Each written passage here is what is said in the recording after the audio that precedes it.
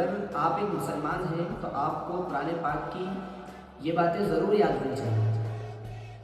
اگر کوئی آپ سے کہے کہ قرآن پاک میں کتنے پارے ہیں تو آپ کہو 30 پارے ہیں۔ اگر کوئی آپ سے کہے کہ قرآن پاک میں کتنی منزلیں ہیں تو آپ کہو 7 منزلیں ہیں۔ اور اگر کوئی آپ سے کہے کہ قرآن پاک میں کتنی صورتیں ہیں تو آپ کہو 114 صورتیں ہیں۔ اور اگر کوئی آپ سے کہے کہ قرآن پاک میں کتنے رکوع ہیں تو آپ کہو 558 رکوع ہیں۔ اور کوئی آپ سے کہے کہ قرآن پاک میں کتنی آیتیں ہیں تو آپ کہو 6236 آیتیں ہیں۔ اور اگر کوئی آپ سے کہے کہ قرآن پاک میں کتنے حروف ہیں تو آپ کہو 3,23,671 حروف ہیں۔ اور اگر کوئی آپ سے کہے کہ قرآن پاک میں کتنے سجدے ہیں تو آپ کہو 14 سجدے ہیں۔